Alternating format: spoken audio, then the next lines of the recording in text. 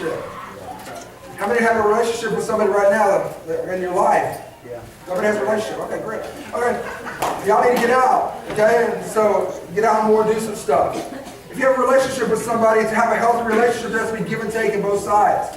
There has to be, somebody has to speak into your life, you have to speak into somebody else's life. There has to be mutual agreement there that we're going to be friends or we're going to be whatever, have a relationship.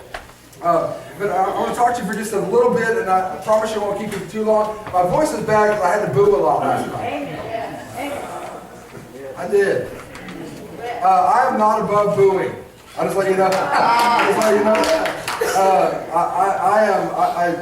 Brother Josh, I told him, I said, man, I hope I don't ever embarrass you, but I am not above booing. And I paid my $5 to get in, and I'm going to get my $5 back. Okay, and so my voice is just back, and I had to yell. I had a good game last night. Anyway, so if I squeak and crack and just laugh at me, it's okay. I don't care. Relationships, we're going to talk about being content today in the relationship. Being content. And me being a word nerd, I had to look up content. What does it mean? It means satisfied. Now when I say satisfied, I don't want you to say, well, I'm just going to be satisfied with where I'm at today. No. I don't want you to be satisfied with that. I don't want you to be content. What does that mean? I'm going to throw something at you in just a minute. I am content where my family is right now, but I'm not satisfied. Does that make sense? Here's what it means. I love where I'm at, but I know where I'm going. Does that better? I know where God has brought me to, but I know where God's taking me to. I love where I'm at right now with our situations and our, whatever situation you have in your family, your finances, your house, or whatever. Okay? I'm content with that because I know God has taken me to that point, but I'm looking forward to the future because I know God has more for me. So I'm not satisfied, I'm not just complacent, but I am content. That makes sense? Let me hear your head wrap. Okay, all right, so listen. I'm content, I'm satisfied. I know where God has brought me to, but I know where God's taking me also. And so it doesn't mean that I stop striving for greater. Just because you are in this place right now doesn't mean that's where you're always going to be. You don't just stop striving for greater. You don't stop striving for more. Even Paul said this, that I press toward the mark of the high calling. And Paul had a pretty good high calling. But he said, I'm continuing to press forward for that. I'm continuing to go for something. Listen, I think you ought to, whatever profession you're in, you got to try to reach the pinnacle of that thing, man. You got to be the best one ever. If you're a school teacher here today, be the best school teacher ever. If you're a machine operator of some sort in a factory, be the best one ever that nobody has ever seen. They're the best one ever. I want you to strive for perfection in your life. I want you to have the best that God has for you. I want you to have the best thing ever in your life. I want God to give you everything that's possible to give you in that situation in your life. But be satisfied where you're at right now. What does that mean? I don't want you to be settled, but don't be so looking for the future you don't enjoy today. I see so many people that don't enjoy their life. I have a 21-year-old that doesn't enjoy her life. Because she's looking for the future. And she doesn't enjoy what she's doing right now. She's not living her life. She's waiting for her life to happen. And it's like, baby girl, you're 21 years old. Go do something. 21 is a great age. 22 is a great age. 49 is a great age. I still feel good. I'm enjoying where I'm at. But I had a long talk with my oldest daughter today because I said, girl, you're just not enjoying your life at all. And sometimes she has such an outlook of life. I'm like, girl, really? You're 21. You have every blessing that you've ever, listen, I'm El Shaddad. I'm telling you, I'll take care of everything. And so she doesn't understand that she has every advantage and opportunity right now to do anything she wants. And so I relate that to the church. Because sometimes you don't understand what you have in your life. Are y'all listening? Y'all with me? Yeah. Okay. I want you to understand this because sometimes you don't understand what you have right here. You think, well, I can't wait till I can't get this, we want to do it. Yes, and all that's true. We can't wait till we get there. We want to do, and we can't do that. But be satisfied with what God has you doing right now because He's giving it to you. He's giving you blessing right now. And so I have a 21-year-old right now. I just want to knock the top off her head because she just doesn't understand. When I was 21, I had a lot of stuff going on. Yep. You know? When I was 21, I've been working for a long time. When I was 21. Had a paper out when I was 8, so you do the math, okay? Had a job ever since. So you do the math. And so I had all that going. She hasn't had that issue. She worked at the movie theater. She worked at Ace Hardware. She works for me right now. She does a great job for me. And I'm glad. But I want her to enjoy her life. I want her to enjoy living. I want her to enjoy being 21 years old. I want her to enjoy this time of her life, because it goes fast, baby. You don't get it back. I love that old song that says, we're like cars on a you can't jump the track. We're like cars on a cable. Life is like an hourglass glued to the table. You can't turn it back. You can't change. You can't turn the hourglass back over. You're stuck, baby. Whatever your decisions you make, you're stuck with them. And you can't turn back time. Why do you think there's so many movies talked about going to time travel? Because people would always like to go back and change something, right? And so for us being content in our relationships, listen, you can walk in joy. You can walk in joy no matter where you're at. I know that, listen, right now, you may not have the best life that's going on, and you may have hell and high water coming against you right now. But can I tell you this? If the joy of the Lord is your strength, you can walk in joy. Even though right now you don't like where you're being at, you can walk in joy. Can you walk in the joy where you're at right now? Can you? I hope so. Can you be excellent at this level so you can go to the next level? Listen, excellence comes in levels. Excellence doesn't just come all of a sudden. Excellence doesn't just show up at your house. You have to do things to be excellent. Sister Norma, can I use you for an example? Are you a better teacher now than you were 20 years ago? Well, I hope so. Amen? I hope so. I know she is. Because of the time span. And she learns that, oh, I'll never do that again. Or, oh, that was pretty good. I'll do that again. And so you learn from that. I know Sister Norma won't get mad at me, so I use her for an example. But do you understand that excellence doesn't come just because you want to be excellent at something? You have to figure out how to do it. You have to figure it out. So excellence has to be at this level so you can make it to the next level. Adam was given everything by God in Genesis chapter 2, 7 through 35. I'm not going to read all that. Number one, we don't have time. Number two, my voice is cracking. I don't want to read all of it. So Genesis chapter 2, verse 7 through 25. You can read that if you will. But Adam was given everything by God. Everything. When God made Adam, he gave him dominion over the entire earth, brought all the animals, said you name them, and all that stuff, and he gave him dominion over the entire earth and everything. And so he had dominion over the entire earth. Amen. Everything. God gave Adam everything he could want. Yeah. Remember, we're talking about relationships, all about relationships, right? God gave Adam everything he could possibly want. He had a garden called Eden to live in. That's pretty cool. We got people that pay a whole lot of money now to fly to fake Eden. Go sit on a beach somewhere. Hang on. Yeah, talk amongst yourselves. Sit on a beach. Hey, do you realize right now that there's an empty beach chair by an ocean somewhere? And I'm not there.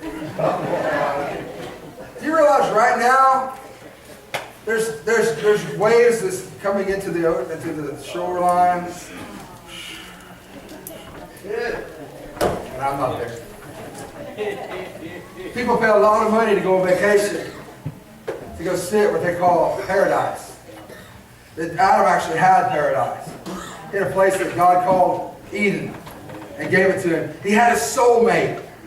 Now, guys, don't look at me right now. Y'all just look amongst yourselves. Hear me. Girls and guys who've ever prayed that God brings somebody in their life. I need my soulmate. We can't say it that way, but I need somebody that understands me. And God gave him that. God gave him a place called Eden, a soulmate. He had no worries about anything. He didn't have to do anything. He hung out with God in the cool of the day. He hung out with the animals and just hung out. He did his thing. He didn't have to do anything. He was living in paradise. hang with me for a minute, because evidently he wasn't content. He had everything that God could offer a man on this earth. He had the love of a woman, had a beautiful place to live, didn't have to get up and go to work. There was no alarm clocks in Eden. There was no cell phones in Eden, praise Jesus. There was nobody texting, nobody Facebooking and lying about something that they're doing. There was nothing going on. All he had to do was just hang out. They, Adam and Eve, were not content though. Oh, how do you know they weren't content? We'll get there. Here's how I know they weren't content. Because when you're not content, somebody can distract you with something else. Like right now, for example, maybe your marriage isn't the greatest. Maybe you're on shaky ground. And all the devil has to do is send that girl or that guy by. Tempted by the fruit of another. Tempted by the fruit.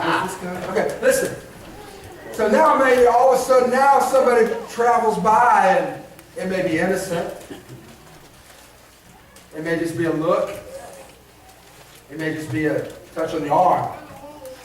Hey, how you doing? And all of a sudden, because you're not content in that relationship, you start looking at things a little differently. Now all of a sudden, because you're not content in your relationship that God has brought you to, now you start looking at things in a different way. And you're looking at the things that maybe God said not to touch because he said not to do that. Now the thing that we're not supposed to touch begins to be our only focus. You better help me, man. I know, I listen. If I'm nothing, I'm real, okay? Let's just talk about the truth. Maybe that relationship was in rocky ground and all the devil does is bring up fruit by it. All he does is get your attention off of everything that God's given you, and all of a sudden he's placed it on the one tree you're not supposed to have. And everything in your being goes to the tree you're not supposed to have. Come on now. So the serpent tricked Eve because she wasn't really content. She wasn't really content. She wasn't content in her relationship with God. She wasn't content with her relationship with Adam. She wasn't content with her relationship in the Garden of Eden, or she wouldn't have been tempted to do something else. Oh, y'all better help me. She was looking for the BBD, bigger, better deal. Because she was already the soulmate of Adam, his helpmate, one just like him, but just out of his rib. She was already the queen of Eden. She already had everything she could ever want, but she was looking for the bigger, better deal. There's got to be something going on. So the serpent got her to look at what she couldn't have and not what she did have. So in your life, are you looking for what you can have, or are you looking for what you already have? There's so many young couples in here right now, and you have a great marriage, and right now God is really blessing you, and He's taking care of you, and you have, like today, I got to dedicate Liam, and that's fantastic, man. I love doing that stuff, because to me that means the church is growing. You got little babies to dedicate. Hey, we'll grow this thing one way or another. Okay, that's it. And if we have to have them, we'll have them. Okay, whatever. Okay. Now, me and Dan, we're out on that deal. We're done. So it's up to y'all. Okay. I'm done.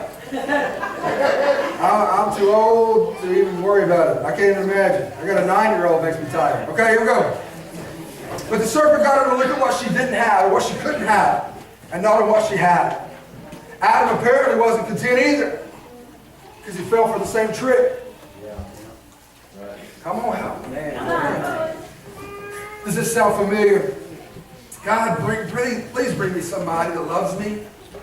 God, please bring somebody that cares for me, is good to me. God, bring my soulmate to me. And God's answer is this. God brings someone into your life, and you're happy until the serpent begins to tell you of all the things that you don't have because you're burdened with your soulmate. Oh, you can travel. Oh, but you're married with kids. Can't do it. Oh, you could have this ministry. Oh, but you can't do it because you're married now. Oh, you could have this. To think about all the money you would have if you were single. Come on now. does is he begins to change your relationship because you're not content where God has brought you to. Because you think contentment means complacency. That's not what contentment means. It's not going to mean complacent. It's thankful and looking forward. I want you to get that across to you because I don't want you walking out of here going, well, I'm just going to be right here all the rest of my life. No, that's not what I'm telling you at all. Don't you put words in my mouth that aren't true. What I'm telling you is this. I'm content. I'm satisfied, but I'm looking forward to the future because God has great things in my future. Amen. Listen. You look at, listen, here goes. Sorry, my voice. How much stuff in your life is enough? When do you stop collecting stuff? Because you're trying to fill that void of contentment. You're trying to look for something to fill that void of being content. Well, if I had more clothes, I'd be more content. If I had more shoes, I'd be more content. If I had more socks, I'd be more content. If I had more cars, I'd be more content. If I had bigger houses, I'd be more content. If I had all these things, no, you wouldn't. If my job was this better, I'd be more content. No, if I made more money, no, you just spend more money. If I had more of this, if I had more of that. The problem is that there's nothing wrong with having any of those things. Those things are wonderful and God wants you to have them. Does God want you to have nice clothes? Of course He wants you to have nice clothes. You're His kid. How many want your kids to walk around with nothing? We all want our kids to have something, right? How many walk around? How many want your kids to be the best, have the best they possibly can have, and look the best? I mean, we used to get those spit on a napkin, wipe your dirt face off. Anybody ever get one of those? They used to gross me out so bad.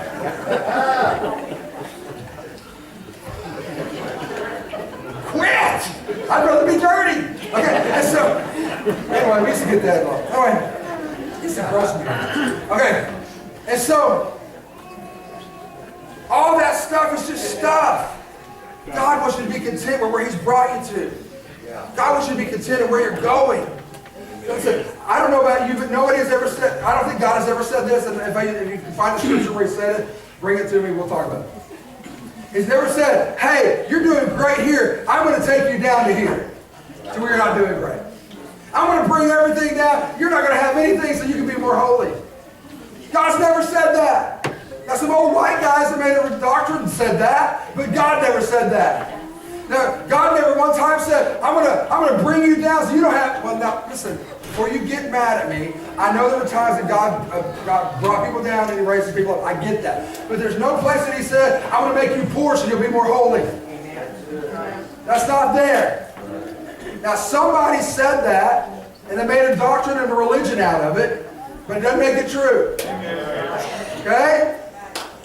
What is this? Here's the deal. If I'm truly His son, and He's truly my Father, then God Himself has blessed me and wants to continue to bless me. And He wants me to have the best I can have. But I have to be content with my, what were the shoes we used to have? Oh, help me out. Stephen, where's Stephen? By the door. Stephen! What were the name of the shoes that were Anthony's? Fastbacks? Was that it? We're talking fastbacks. Okay, that's what it was. Back in the day, Anthony's had shoes called fastbacks. I don't know why they were called fastbacks unless you brought them back fast. I don't know. But here's the deal. You have to be content with the fastbacks before you can get the Nikes. Okay? Are you content with the fastbacks? I'm thankful I got shoes. I'm thankful they're new. I'm thankful for all that stuff. But I'm looking forward to my Air Jordans. I'm looking forward to where God's going to bring me to my Air Jordans. I'm looking forward to those. Y'all can care less about Air Jordans. Y'all don't care. Okay, but listen, that's just an example. And so, are you content? Okay. Are you content with a 2000 car? But you're looking forward to the day that God brings you that brand new one in your life. That usually touches people's lives. I don't know. Okay. Are you content with your shotgun house? But you can't wait till God brings you to that nice brick. Okay, but then, all right. I'm just trying to find something to hit you. Okay. All right. But are you content where you're at so God can bring you to another level? Adam apparently wasn't content because he fell for the same thing. How much of your stuff is enough stuff? Let me ask you a question. How much debt is enough before you feel like you're fulfilled? How much are you going to owe the banks before you feel like you're content? How much are you going to owe somebody before you feel like you're accomplished? We are so bad about trying to have everything at one time. Life is a journey. Life takes a lifetime. Life doesn't take a short year, maybe 2. Some things happen quickly, they do. Amen. But some things take a while to take care of. Some things happen slowly. It takes a lifetime to live a lifetime. When's enough? Relationships. God has given us all. God gave us all these things. Many of us are sitting here today, and you're sitting by your soulmate. You may not like it. You may be upset about that. But you hitched your wagon to that star. You hitched your wagon to that star. Boys and girls. Maybe you're sitting right with your soulmate. And for the rest of your life, if you're married to that person, you're going to be connected to that person for the rest of your life. Many of us, He's given us a soulmate. Many of us, He has blessed us in all aspects of our lives, yet it's still not enough. It's still not enough. Many of you have wonderful, wonderful spouses that you take for granted. That's good preaching, Brother Jeff. I know, I heard it. That's really good. You have wonderful spouses that you take for granted because you look at them as though they are just, they're just there. Now, I'm not just talking about guys, I'm about guys and girls. God has given you wonderful spouses and soulmates, and you have a relationship with them, but you treat that relationship as though it's secondary and not as important as some stupid work relationship or some stupid whatever relationship outside of the church, whatever, I don't know. You treat it as secondary. You treat it like it's not important. Wait a minute. You pray that God would bring somebody in your life. Wait a minute. You pray that God would bring you somebody that care for you and love you and take care of you. Wait a minute. You stood before a church or a judge and you said, I will love you for the rest of my life. I will take care of you. I will do all those things. And you stood before God and you stood before man and you said, yes, I'll do those things. And now you have somebody sitting beside you right now in this church. And I'm not looking at anybody because I don't want y'all to sound like me. Somebody sitting right next to you in this church that would die for you. They would give their life for you. They would give their lungs for you. They would give their kidney for you, their whatever. They would give everything they could for you. If you needed anything, they would give it to you. And they're sitting right beside you because you don't think that relationship is as important. You don't treat it as important. Amen. Same thing with God. Same thing with Adam and Eve and God. They had a relationship where they would come down to the cool, God would come down to the cool of the day, and He would walk with Adam. And they would walk around the garden. I don't know what Eve was doing. She was hanging out. They would walk around the garden. They would talk about the thing. They would just walk and they would converse with each other. They had a relationship. But as soon as the serpent beguiled Eve, Adam threw it all away because I'm not content. I'm not content with my relationship with God. I'm not content with my relationship with my spouse. I'm not content with my relationship in this garden. I'm not content. We can eat and listen. I'm about done. Y'all can go be mad at me. Our relationship with God is mostly one-sided. He gives, we take. Now let me ask you, and I can tell the ladies will tell me the truth, and God said, no, honey, I love you. But the women will tell you the truth. If you were in a relationship where all you did was give and all that husband did was take, that relationship would be rocky because somebody's going to open their mouth, and it's probably not going to be the guy. Someone's going to get tired real quick of doing everything in that relationship. That's good preaching, Brother Jeff. I know. Okay, listen, our relationship with God is mostly one-sided. He gives, we take. That's not a healthy relationship. Doesn't this sound familiar? We can eat of every tree in the garden. But that one, if we eat of it, it'll kill us. Genesis chapter 3, verse 1 through 3. I'm going to read this so I can just say I read something. Genesis chapter 3, verses 1 through 3.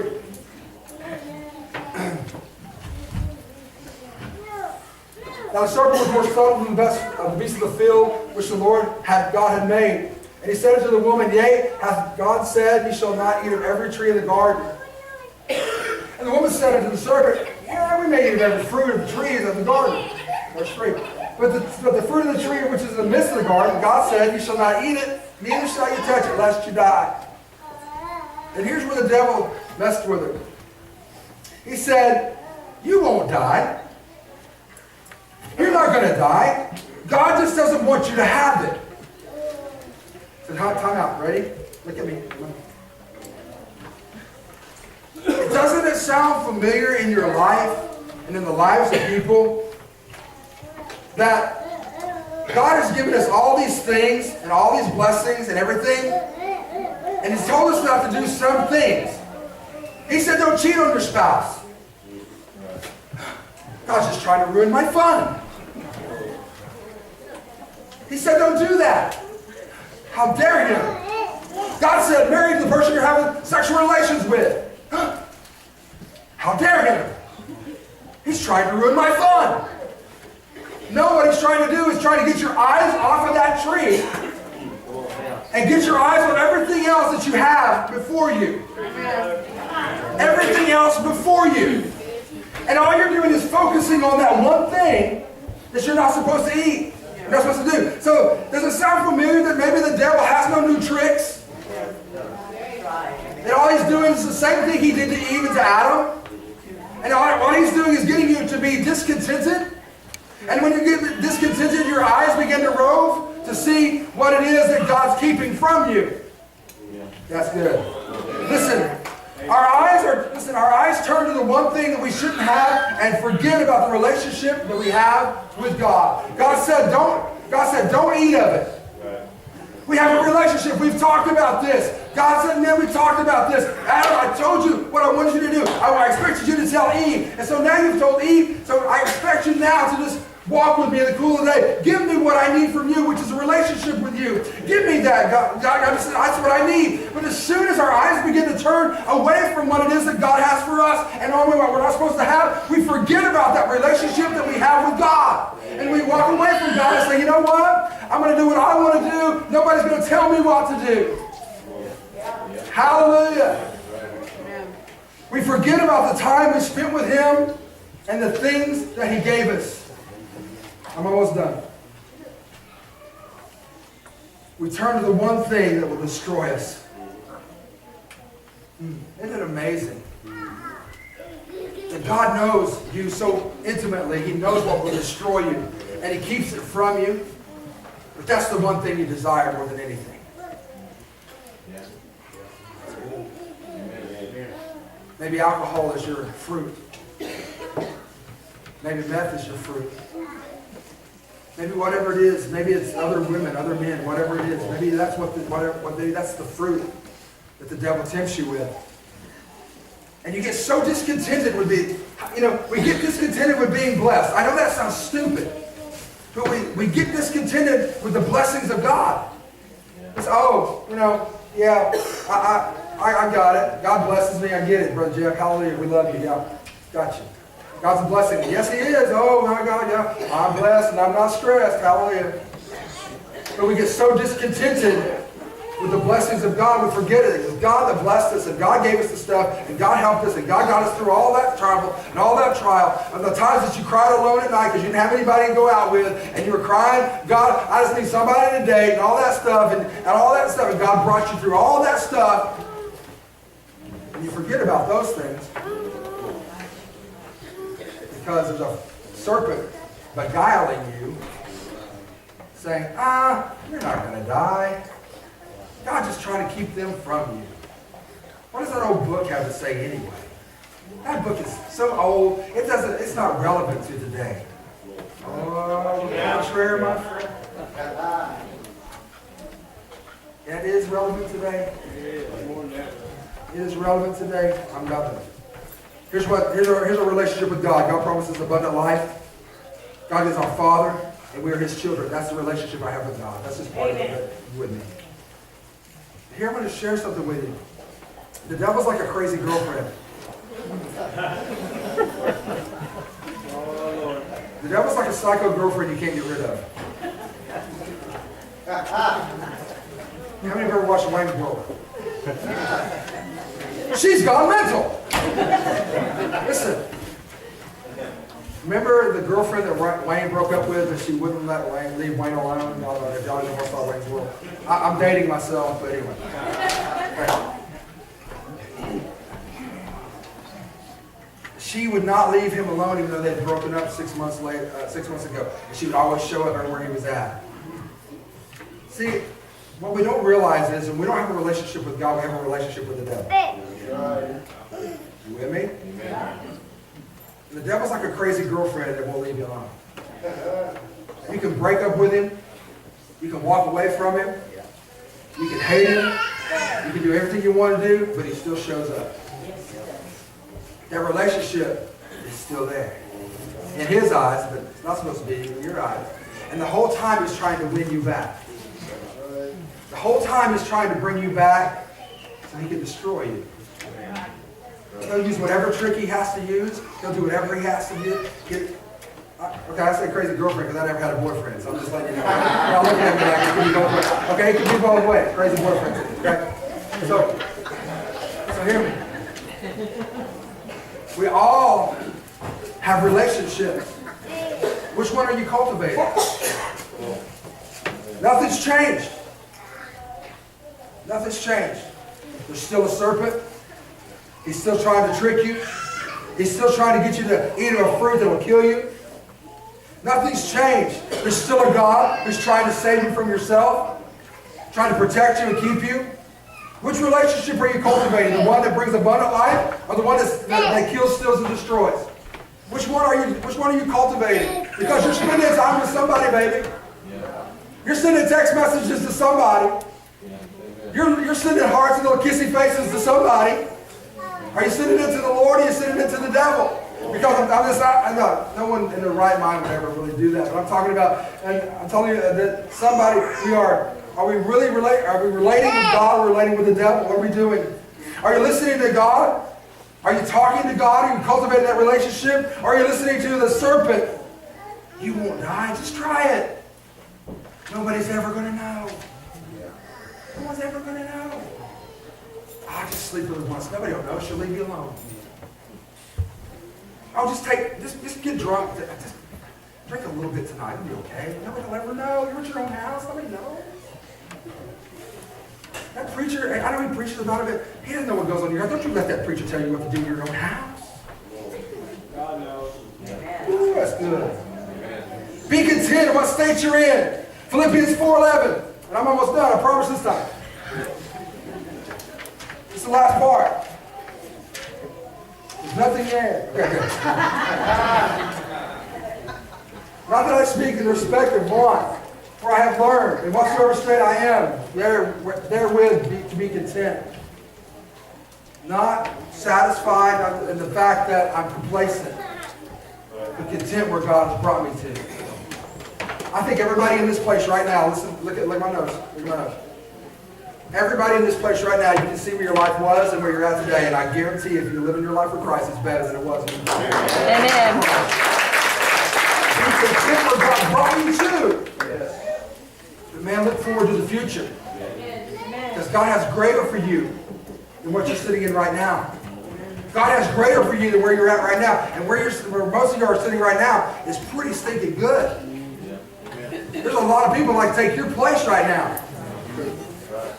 There's a lot of people that trade you bank accounts right now. Trade you homes right now. Trade you cars right now. There's people that slept outside last night. And it was 20-something degrees last night. It was cold. There's people that didn't have anything to eat this morning. You had to choose what you were going to eat this morning. There are people that are in worse shape than you. There are people that are hurting today. Think about this, and I'll turn you loose. Think about this. There's some girl this morning that woke up praying to God she's not pregnant. There's some man that woke up this morning praying to God she's not pregnant.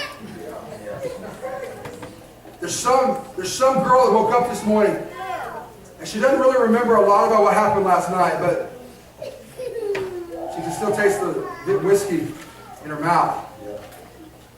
Some guy who woke up this morning, didn't really know what's going on in his life, but all he knows is he can feel that itch or that knock of that addiction as soon as he wakes up. So you think that you're not in a prime position? If you're not addicted to something, you ought to hit the aisles running today. Amen. You're not a meth addict, if you're not an alcoholic, if you're not, if God has kept you from that, you've got to step above most people. Last one I'm going to read, Hebrews 13 and 5. Hebrews 13 and 5. Sorry, I got to put your kids up, sorry. Let your conversation or your lifestyle be without covetousness. And be content with such things that you have. For he has said, I will never leave you nor forsake you. Be content where you're at with God. Don't be complacent. Be content.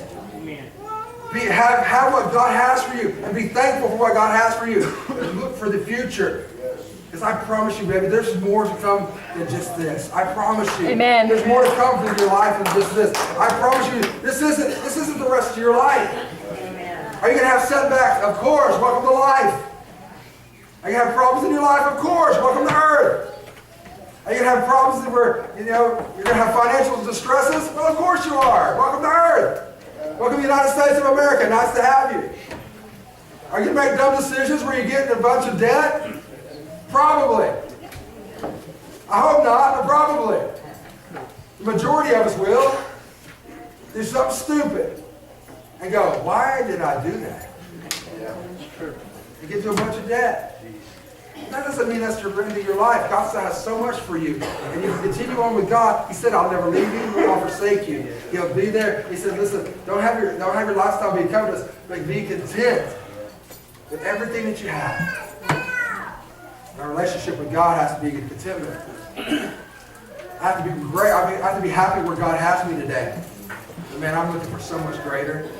I'm looking for so much more than God. I need so much more of God than what I have right now. I need such a better relationship with God than I have right now. I need more power, more strength, more anointing. I need all that. I need it. I have to have it. That comes with a relationship with God. Amen? Stand your feet.